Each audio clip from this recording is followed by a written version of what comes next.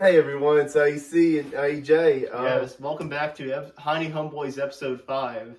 Is that right? Episode yes, 5? that's right, AJ. Yeah, and today we have a special guest, Carew Ellington. You might know him from TikTok or YouTube or just seen him around town if you're from Paducah. But we're happy to have him here on the 5th episode. And we're just going to start off. Tell everybody about yourself if they don't already know you. So give yourself a little introduction. What's up, guys? My name is Carew Ellington. I post on TikTok, I post on Instagram, Snapchat. I went to McCracken County High School, and now I go to West Kentucky Community Technical College to study business. I started social media about a year and a half ago, almost 2 years ago, during COVID, which does not feel that long ago. Right. Feels like yesterday. I know it, I know. So TikTok is my main platform, I guess. So I have almost or over 5 million followers on that, which is insane. God has really blessed me on that, and it's just been a journey of how social media can be, and it's just helped me grow so much spiritually. And that's kind of what I am now, is trying to use my platform for good, just in this dark world. But that's a little bit about me. So it's good. Okay, most famous person you have ever met? Okay, so this is actually really funny. So whenever we went to LA, I did not plan on meeting this person, but so I was supposed to meet my manager, and at like Boa Steakhouse. It's like a huge influencer hotspot. But he actually got sick, so he couldn't come. But he let my family go in there, paid for our meal and everything. And there's like paparazzi stuff everywhere, which was cool. It was cool to see. Yeah. So I saw this like table of like, they look like influencers. They look like kids my age, kind of, some older. Yeah. And I went up and I was like, oh my gosh, you guys look so familiar. I was like, are you guys on social media and stuff? And they just like started laughing. And turned to find out, like, one of them was like Tana Mojo. Do you know who that is? Yeah. I've heard of that, yes. So I didn't even know who she was, so I felt horrible. And it was like her and her like posse. So I would say met in person, that was probably like the most famous person I've met in person. But I have a lot of mutual friends on social media too, which is cool. So I feel really bad for not knowing her though. You're fine. Yeah. But if people on Facebook, if you don't know who he's talking about, it's just a famous TikToker. It's one of the biggest names out there on TikTok. I think she dated Jake Paul, didn't she? Yeah. Yeah. So you might have heard Jake Paul. He fought Floyd Mayweather. And yeah, that's crazy. Yeah, he's on YouTube. Yeah. And this is going to be on YouTube, so. Yeah. It'll be on my YouTube in the next week or so. There we go. Yep. And then now, so what advice would you give yourself if you go back in time a few years? It could be 1 year, however.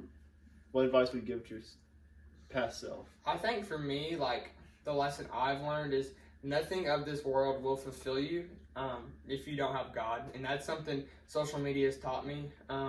I think everyone, like, deserves to achieve, like, their goals, because everyone has goals, like, of this world. Like, if they want to be, like, a famous actor or, like, social media influencer, I think everyone needs to achieve those goals, because once they achieve them, they're going to realize it's not going to fulfill them. They're going to want something more. Yeah. So I think just me realizing social media and nothing of this world is going to fulfill you without God. That's something I wish I would have known a lot earlier before just anything. You know, I think everyone needs to know that. Oh, yeah, for sure. That's good. All right. Who inspires you the most?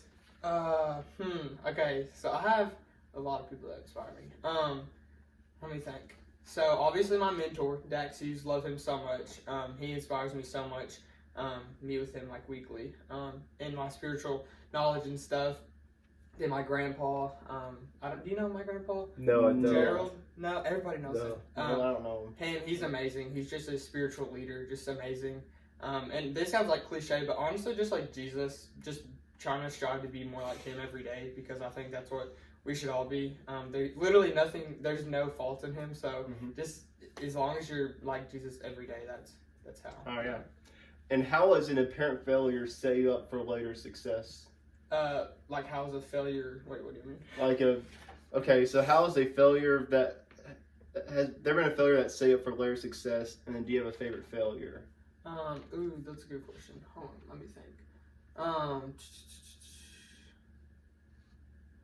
Okay, so this is a little bit personal, I guess, but so one time a video got posted to me, like, from my past. Luckily nobody saw it, but it's okay even if they did. I saw the video, and it was something just me, like, older, and something I shouldn't have said, something that just was not good. So I guess for me that was kind of a failure. Mhm. But after like watching that video, it kind of opened up me to be able to post on TikTok and share my testimony and share like I used to be like this, like look where I came from. God has saved Yeah. me from this and turned me to who I am now. Yeah. So like I always say like what Satan meant for evil, God meant for good. That's right. So just by someone posting that video, it literally led more people to Christ. Does that make sense? Yeah, Yes. for sure. So it was like an opening of, but yeah, I've never told anybody that. But hey, you gotta embrace because nobody saw the video. But it's okay, even if they did. Yeah. I mean, you have to flip it around and be like, I did used to be like that, but look at me now. God has literally, transformed me. So yeah. Honestly, if you hadn't even posted the video, no one would have even known about it. I remember watching the TikTok when you posted about what you said. I Yeah. was like, dang, I wouldn't have even known about that. Yeah, exactly. Like what Satan meant for evil, God meant for good. So. That's right. Yeah. Okay. How often do you talk to your family? To my family, every day, of course. Yes. I still live at home. That's So good. I have such a good relationship with my parents. I love my parents. They're awesome. And then my brother, he lives in Murray, so I talk to him about every week. He usually comes in, or I'll call him or stuff. My sister about every week as well. So super close with my family. Even just my cousins love him so much. I'm about to go visit Adele. Y'all know Adele. Oh yeah, I do. At WKU, she's my cousin. So I'm family first always. I love my family. They're always gonna be there for you. So Are they on is Adele on your mom's side or dad's side? dad's side. So Okay. yeah, yes. Yep. And now, what purchase of $100 or less has most positively impacted your life in recent memory? Okay, obviously, honestly, I want to say probably 40-Day Word Fast. It's a book, and that book has literally changed my life. It sounds I guess cliche, but no, really, it's like a fast from like sarcasm, negativity, complaining, just like all the negative things of life. There's like 7 chapters about each. It breaks down each individual like negative characteristic or whatever, and then you like do a 40-day word fast, and that book has literally changed my life and how like I communicate and how I am just as a person. So I think that was a very good investment. So thank you to my friend who recommended that book. So 40-Day Word Fast. That's what it's called. it's amazing. Yes. Who wrote that? I do not know who it's by. I can tell you after this. So Okay. or Yeah. yeah. That sounds It's interesting. amazing. Something I have to look into. It is so good. You definitely should. Yeah. Okay. What is one of the best or most worthwhile investments you've ever made? And it could be like investment in Yeah. money, time, or energy. It doesn't have to be. Yeah. Is that kind of like the last question? No, it's not. Oh yeah. It's kind of sort of, but it's not like it Yeah. could be like doesn't have to be involved with That money. had to be money. Okay, the last one was money. Yeah. Let me think. The most worthwhile investment.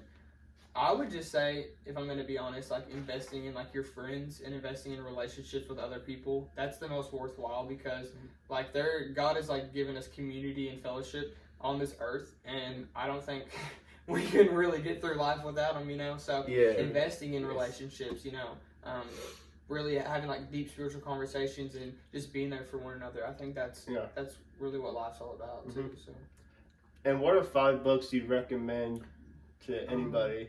5 books. Okay, obviously we're gonna do the Bible. We love the Bible. Yep. In it every day. 40-Day Word Fast, amazing. The one I was talking about. More Than a Battle.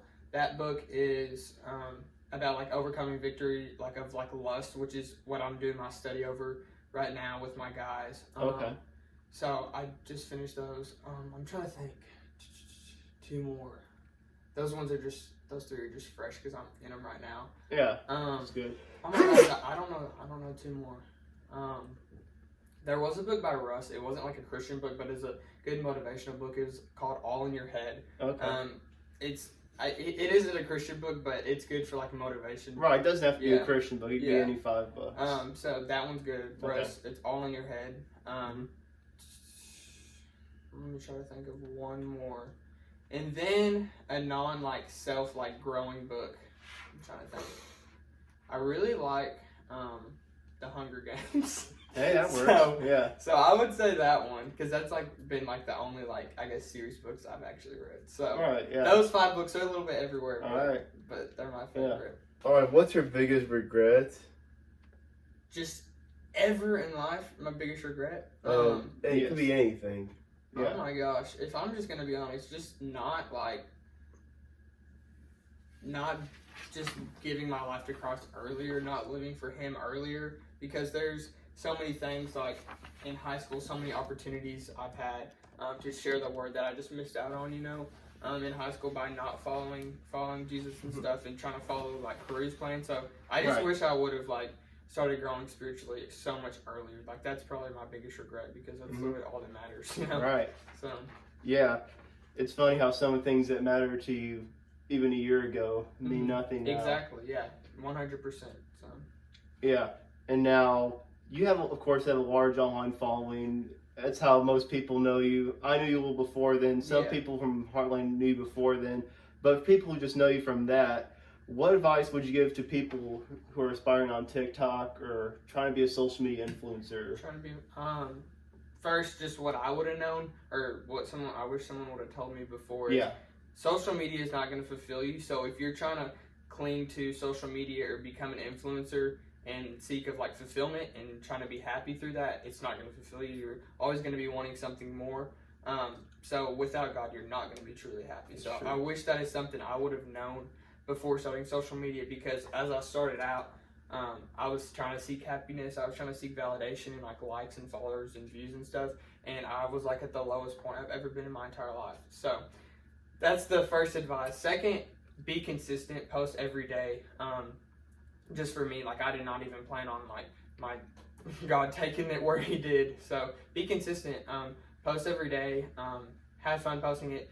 3, it's okay to take breaks too. I just got off a social media break about a week and a half to 2 weeks, just to be in prayer. Yeah, about what God wants me to do. So it's okay to take breaks. 4, I would say find. Is it a niche? Yeah. Niche. Yeah. Find a niche of something that you love posting. For me, it's I just post videos of my dog and videos of Jesus. So that's kind of my niche, I guess. So find a niche that you love, and more people will start to follow you for that. That's right. And then I guess 5, just as long as you're happy doing it, continue to do it. But if you're not happy, don't do it. So just follow whatever God's plan is for you. Yeah, because some people, or not all people, most people can tell when you're not putting a lot of effort in, you're not enjoying it. Exactly. So do it if you enjoy it, of course, and if you want to do it. Yeah. So that was good advice for all, not even just TikTok, for YouTube too. I can agree with everything he said on YouTube and TikTok and all social media platforms, wherever you can make money off of it. Yeah. Don't make it feel like a job. It should be fun. You know what I'm saying? So, yeah. And if you can make it your job and while still enjoying it, that's even better. Yeah. Yeah, that's perfect. Okay, so what country would you love to visit? Ooh, what country? Okay, probably. I don't even know. I'm trying to think. So we had a foreign exchange student, and she's from Belgium. Belgium's in France, right? Is that a country? Bear with me. Yeah, France is a France is a country, right? Yes. Okay, so I'd want to go to France and visit with my cousin. I wish I could speak French. But yeah, I'd want to visit her and just see the culture there. So probably France. For sure. And also, the next question is, how did you come up with the idea of doing a clothing brand? How did that come about? Honestly, I've always dreamed of having my own clothing line. I love clothes so much. I thrift all the time.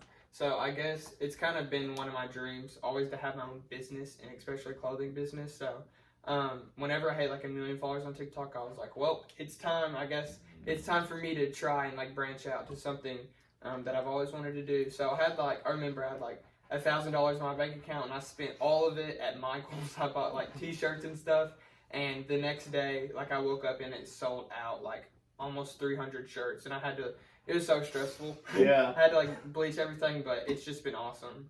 The journey through my brand and stuff. But yeah, it's just always been a dream of mine, and God has really let it succeed, which is awesome. So it rocks, I know. yes. Yeah. Yeah. So you weren't expecting. So we had 300 shirts. You weren't expecting. What were you expecting at the time? I mean, honestly, I always have low expectations, because when you have low expectations, you don't get your feelings hurt. You know what I'm saying? Right. No. So Yeah, the way I think of it is